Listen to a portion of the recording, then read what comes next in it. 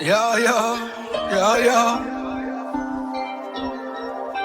Living in Babylon, huh? Stay safe though, you know what I mean? Yeah, stay safe, straight up, straight up. Yeah, yeah, yeah. All my niggas with me. You know we rollin'. Yeah, yeah, yeah. Bitch, don't nothing come free. Pay me what you owe me.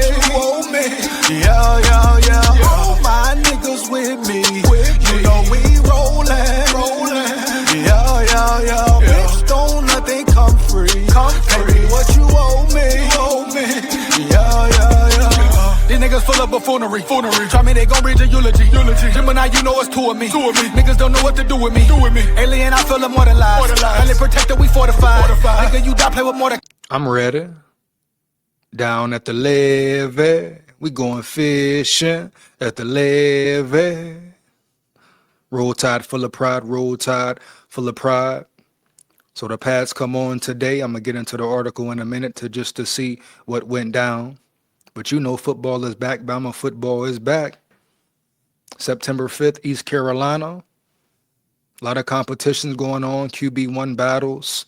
I believe Kane Wommack spoke today, so we're going to dive into it. But this is where it gets real. You know, it's one thing to be in shells, shirts, helmets, and shorts, but it's another to put on the pads. Hit, head busters, physicality, aggression. This is when the real separation is made. Corsten is who will separate themselves. Now, we all know about the quarterback situation, the quarterback battle, but it's many other battles going on. The O-line per se, D-line per se, the secondary, which I feel will be the best secondary in college football. But it's a lot of battles going on. Nobody is safe. Who will step up, who will show out? That is the main question. So without further ado, let's just get into it, see what went down today. Give me 1 second. Very excited, a very exciting time. You know, football goes quick, but comes back even quicker, seem like some time. And this is what it is, man. Very excited about Bama football. A lot on the line for Kalen DeBoer, K-Dog, especially. How will he bounce back from last year, from the horrible loss to Indiana? Will we see progress this year? Will we see Alabama take the next step forward as far as the playoff run goes? Will they get closer to the Natty? Hell, will they even play in a Natty? Hopefully win the championship. Time will tell once again. But just some main questions right there. Well, let's get into it, see what went down at practice. 1 second. Boom, here we go. So we got some practice nuggets. Alabama was back on the practice field on Friday morning for its third session of fall camp. This was the first time that the Crimson Tide had worked in shorts and shoulder pads this summer. Below, you'll find some of my initial takeaways from practice. Alabama practice nuggets. Size is the noticeable difference for the defensive line, but athleticism is what stands out about Alabama's offensive line so far this fall. And now you see the difference he made, size, and that's a good thing for the defensive line. Big bodies, trenches are very important. So the fact Alabama got bigger is definitely a positive. You understand me? We need to stop the run. I ain't gonna sit here and lie. We saw them boys get gashed sometimes in the run defense, in the run game defense. Can't have that. Have to be more efficient, have to be more consistent. Just like Kane Wommack has been preaching what he wants from his defense. And Kane Wommack did speak. I'm going to get into it in a little bit. But definitely a plus that the defensive line has gotten bigger than the offensive side of the ball. Athleticism is what stands out about Alabama's offensive line so far this fall. Now, you want big bodies, of course, on the O-line, but you want them to be able to move. You want them to be athletic, etc. And depending on Bama's run scheme, athleticism might be a big plus right there. The length is noteworthy with guys like Jackson Lloyd, Nick Brooks, Bear Fretwell, and others. But man, these guys are moving significantly better than the unit was a year ago. See how quick a year makes. See what type of change a year makes. Bringing in a new offensive line coach, Adrian Clem, per se. You know, a year can change everything, even if it's the strength and conditioning program, etc. Here we go.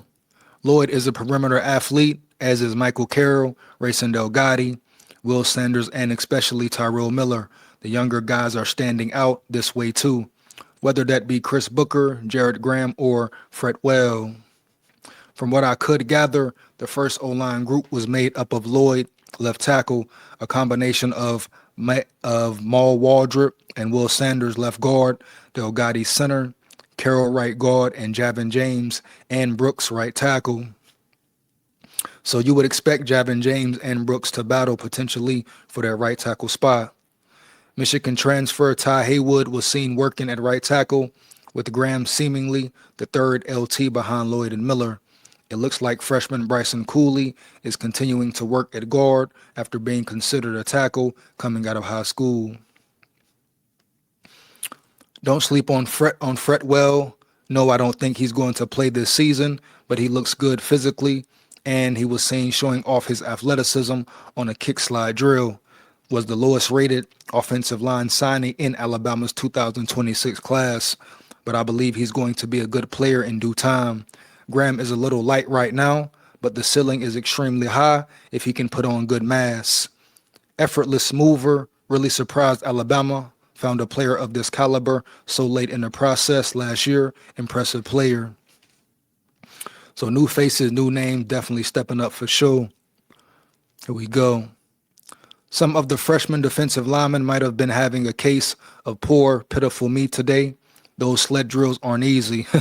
And guys like Nolan Wilson were struggling with it some. You got to fight through the pain. You got to fight through the heat, etc. Got to keep going, man. No doubt. That's to be expected, but some of the coaching staff wasn't happy with some of his negative body language while struggling. Hey, man, you can't pout, can't get down on yourself. When it gets hard, you keep pushing. That's the difference. That's the standard right there. This is an important time to remember that a lot of these guys are going through this right now. Wilson didn't have the spring to acclimate, so he's currently drinking through a fire hose. I have full confidence that he'll get it right in due time. Speaking of which, it's amazing to see how far Steve Mbamua has come since last year. I can remember him struggling much in the same way that Wilson is now. But after several of the younger defensive linemen struggled to get the right technique on the sled, defensive line coach Freddie Roach had Mbamua close it out by showing them how it's supposed to look. The raw power is insane. I'm looking at this through limited viewing, but it's starting to seem like the 6'4", 301-pound defender is starting to emerge as another leader in that room. We'll see. E.J. Crowell and Trayshawn Brown are both exciting freshmen at running back, but Daniel Hill looks significantly different than he did at this time last year. An obvious statement considering he's lost between 10 to 16 pounds, but it's not just about looks. He carries himself different. He's moving different. There's a little more wiggle and explosiveness now. And we all know he definitely benefited from that weight loss. Still big, still powerful, like the article says, still explosive, probably even more now, and increase in speed as well. So shout out Daniel Hill for putting that work in this offseason for sure. Crowell is easily Alabama's best chance to flip this run game and its head. The growth from Hill is almost certain to make a significant impact. The guy has premier hands out of the backfield too. Caleb Woodson provides some pop on defense. At 6'3", 240 pounds.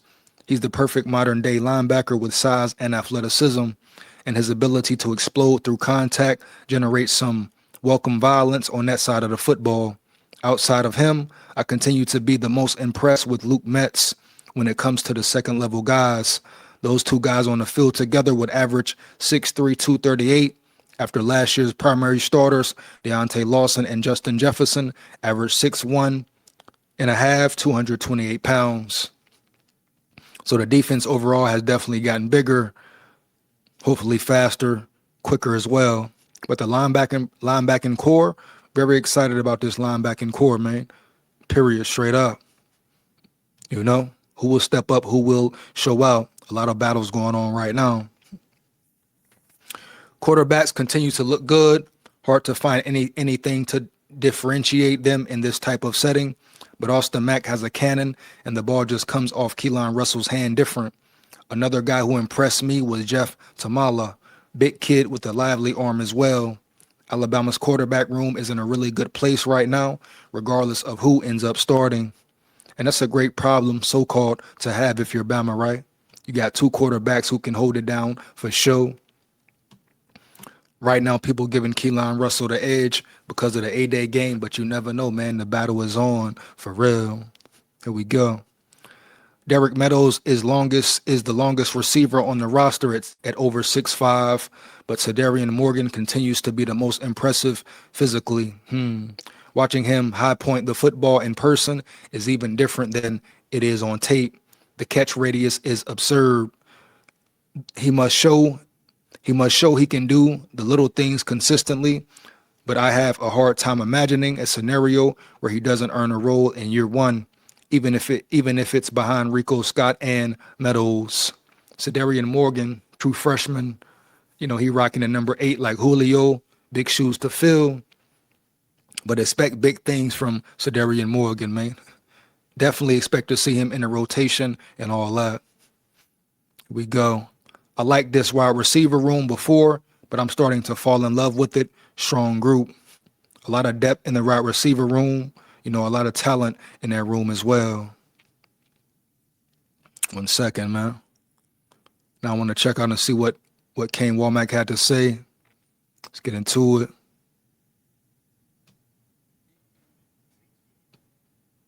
Look like Kane Wommack lost some weight too, man. Shout out to Kane Wommack. You're him, K-Dog, shedding the pounds, more locked in, will you say? That's word. Let's get to it. Yeah, I know, right? Tell me about it. Change the shorts. Put on shorts. Yeah. And no big hoodie. Melissa says I'm going through a midlife crisis. I guess showing my kneecaps off. What have you seen out of the inside linebackers and kind of the competition there? Well, I think Chuck Morrell does a fantastic job in all season just preparing his guys. He's relentless in the preparation that he demands out of that room. And those young linebackers, they don't know anything different, and so they follow suit. They work their ass off. They live in the building, and it's really been great to see their development. Some of the improvements that we've made on the D-line this offseason certainly helps that linebacking core as well.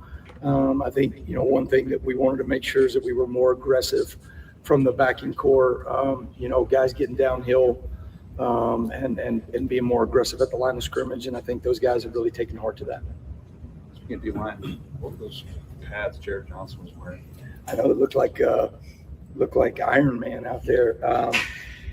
It's like a strike placement, hand placement drill. So the pads got numbers all on them and all that stuff, and bicep and chest and all that stuff. So it's just a striking deal. It's also to protect him because we got some pretty heavy-handed guys up front there. I was going to say, did he volunteer for that, or did he get assigned that? No, he does. So Jared's doing a phenomenal job, and I think one of the things when you watch him work with players, he's so hands-on. I mean, you can tell.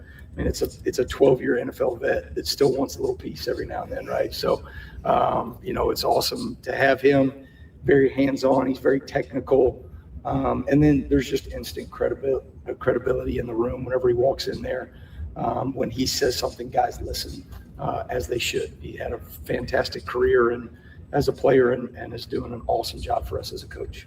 What's it been like to get Jamarian Latham back from injury? And how was he kind of come back from injury? And is he wearing a special helmet? I noticed he wasn't with the Guardian cap. Yeah, I don't know with the Guardian cap thing. I haven't asked him that or Jeff that question. But Zebo from day one when I got here just naturally there's guys that become kind of some of your favorites, right? Whether you're supposed to have favorites or not, I do. But he's just been a guy that I love his work ethic. He wants to be a coach one day. He operates that way. He's got a great maturity. And then what's amazing in the first 3 days is how quickly he's adapted back to the fundamentals of football. I mean, you watch him in the 6 technique drill, and he's kicking ass right now. So awesome to have him back, and he has worked really, really hard to get himself back in position to do that. Who are some? Shout out to Latham, man, for putting that work in. You understand me? Putting that work in, stay grinding. Now he finna shine. You know, you want them type of dogs like that around yonder. Your favorites? just no, I've got plenty of favorites right now. It seems like Carmelo O'Neal's gotten a lot of love since he got here. Who's that? Carmelo. What have you seen out of him? Yeah. Melo, here's a guy that I remember when we were preparing to play Auburn, and Mercer had played them maybe 1 or 2 games before us. And I'm watching this long DB. I'm like, man, like this guy is impressive. And then all of a sudden, he shows up in the portal, and we went after him. I mean, quickly. Carmelo O'Neal, very long, 6'4"? So Kane Wommack has had his eye on him off the rip, no doubt. If he can translate that into the system, into Kane Wommack's system, onto the field, look at him to get some real reps this year, man. He just has, like I say, the whole secondary is, big, long, rangy, etc. Talented, very talented, man. It's hard to have that there's not many guys that have that length and then athleticism. I knew there was a skill set to work with. He was athletically further ahead. It was better than what I even anticipated. I think what any of us anticipated when we got here. And so he came out here in the 4th quarter program and was running drills, and you realize, okay, there's a lot to work with here. And then, Mo Link was, from a fundamental standpoint, development standpoint, is as good as it gets. And so Melo he's dove in. He's got a professional mindset. He works at it every day. He's very coachable. And so he's just made huge strides in the last 8 months. I heard you say the word violence a lot today. Out of the defensive linemen, who's been the most violent? That's a great question. They would argue. Who's been the most violent? Definitely a great question. That's what you want. Violence, man. Violence. We need more violence. Even Kane Wommack said it during the spring. We need more effort, violence, etc. on a consistent basis. That's the difference right there. We saw it last year. This was a championship caliber team last year, but inconsistencies were there as well. So what do you do now? Can you be violent? Can you be physical week to week? Consistent, baby. Period. Here we go. Roll Tide. Let's get back to it. For a lot of them would argue for the top spot there. I think we have improved our physicality there up front. I think we've improved in our consistency as a defensive line unit. And then we've simply, we've gotten bigger. I mean, the last 2 years here, we've been 14th in the SEC in frames, in D-line frames up front. I think this year now we're 4th or 5th.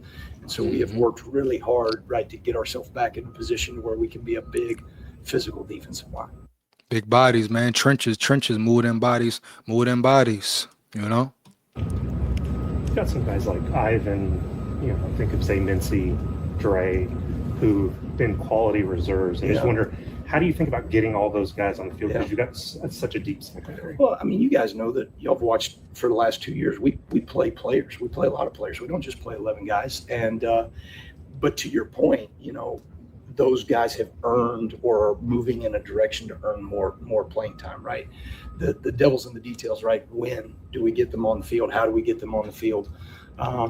Because I tell those young guys and those backups all the time, you're asking me to put you on the field. That means I got to take Bray Hubbard off the field or Xavier Brown off the field, right? And at times, right, those guys need a breather anyway, but they have to play at least, close to the same level as those experienced players for us to be able to get them on the field, especially, in some of these big moments that you guys know that we have.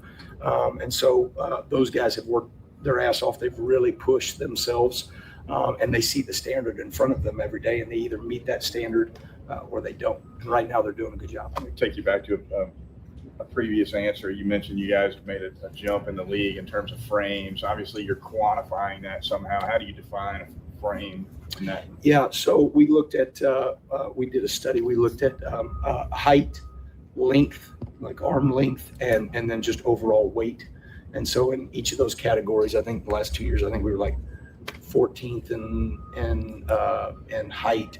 We were like 15th in weight, but cumulatively over the last 2 years, we were like 14th, which is not the standard here, right? We had to improve and work to improve that, and it's taken us a couple of years to do it. But we're in a much better place now. How do you use your hands on arm length for every team in the league? Yeah, well, that's a great question. The height and the weight piece is easier. Right. I think the arm length was probably more just for us. Sure. So this is a dumb question, but why does height for a defensive lineman? Why is that important?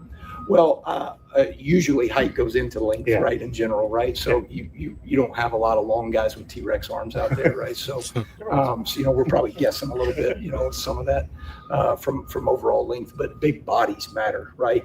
Mass kicks ass. And so when you have big frames that have length and being able to strike people, but also when they're getting a double team, right? Just sheer mass matters. And the truth is we got moved around some for the last 2 years here, and so that was that. And I'm glad Kane Wommack can admit that they definitely got moved around here and there. Didn't look good at times, but they revamped it, took another look, and now hopefully, like you said, mass kicks ass. They have the right personnel now.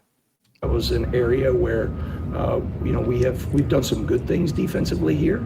At times, I think we've been really good. But to be a dominant defense, you have to have guys up front that can make a difference. Two more questions. And I think we've got, we're moving in the right direction there. How have you seen guys like Keon and Bray kind of respond to having so many players behind them that are pushing them to play that? You're saying like with those guys behind them? Well, they have both taken steps forward as leaders. Bray is a leader of our football team. Keon Sabb's a leader of our football team. They're on our Unity Council, and so they have a voice in terms of what we do as a football team with Coach DeBoer. But those guys recognize they've been in some games where they're looking at the sideline going like, damn, can I get a breather? You know what I mean? But maybe there's somebody that's not ready. And so they want to push those guys along, right? To put them in position to go help us. And so they've done a really good job of challenging those young guys, teaching those young guys. And you see the evolution of Ivan Taylor, Jira Edwards already. Drake Kirkpatrick obviously has been here for a minute and is doing a really good job. So I'm excited about that group. What's the expectation for Jeremiah Beeman coming off the knee injury last year? I saw him leading some of the lines. Yeah, he's worked really, really hard to get himself back. And especially, you think about a knee injury is hard for anybody, but when you're talking about a big frame like that, a big body, to be able to put himself in position to where he can, pound and move and shift and all that stuff. And then obviously, you're going to get 600 pounds of double team on you. And so there is a lot of work and effort to get to that position where that knee can be healthy and stable. And so, I make no bones about it. Jeff Allen and his staff they're the best in the world at what they do. And so our guys have done a really good job, but Beeman's in a really good place right now. Proud of it. Appreciate it. Thanks, guys. Roll Tide. Roll Tide full of pride. Roll Tide, baby. Here we go. That was Kane Wommack once again. And I'm going to get up out of here, but very excited for the season. Very excited about this Bama offense, Bama defense, Bama team overall. Once again, will they show progress? Will they elevate this year? Fire them comments up. Let me know how you feel about it. The pads are on today. Football is back. Make sure you like, comment, and subscribe, and hit that bell as well. Takes less than 1 second. Why not, man? Roll Tide full of pride. Win, lose, or draw, but we come to win. Down at the levee, we going fishing at the levee. Roll Tide, here we come.